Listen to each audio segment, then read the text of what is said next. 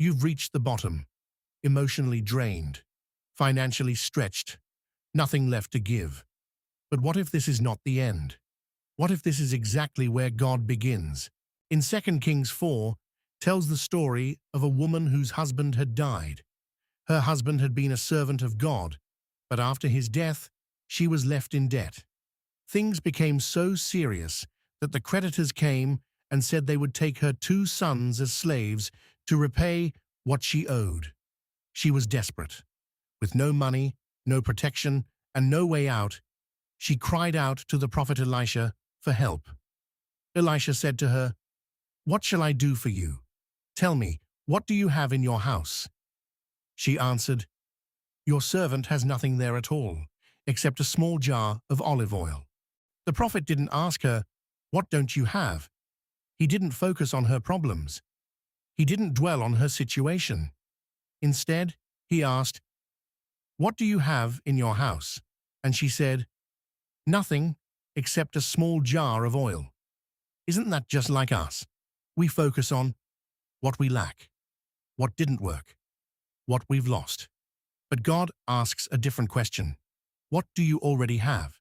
It may not look like much, but what you have could be a skill, your education, your experience, your time, your faith, something small, something you may be overlooking. Because God doesn't start with what you don't have. He starts with what is already in your hands. That small thing, in God's hands, becomes more than enough. He told her, "Go and borrow empty jars, not just a few."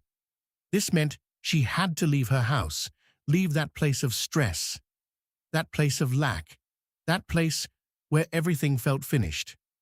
God didn't say, "Stay and wait." He said, "Go knock, ask." And that's not easy. It takes humility. It takes courage. It takes faith. Today, this looks like applying for a job, talking to people, asking for help, stepping into something new.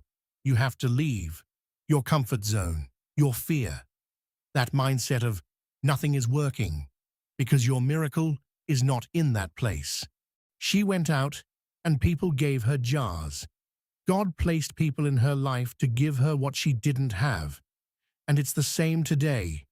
God can bring opportunities, support, the right connections, but you won't meet them if you don't move. She could have stayed stuck, but she didn't.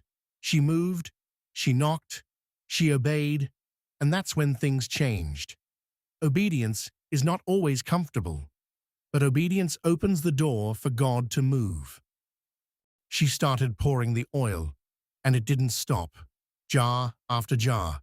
It kept flowing until there were no more jars. Then the oil stopped. She went back to the prophet, and he said, "Sell the oil, pay your debts, live on the rest." She went from having nothing, being in debt, about to lose everything, to now, debt-free, provided for, sustained. But it doesn't stop there. Those jars she borrowed, she could now return them, not empty, but full. From having nothing, she became a blessing to others. And that's what God does. He doesn't just provide for you, He provides through you. So today, ask yourself, what do I still have? Where is God asking me to move? Am I staying in the place of lack or stepping out in faith? Because when God speaks, you must be ready. Your small jar is not the problem. Staying in the wrong place is. Move, trust, obey, and watch God turn your lack into overflow for others. Thank you for watching. I pray this message encourages you to trust God, to step out in faith, and to become a blessing to others. If this touched your heart, please like, share, and subscribe for more. God bless you.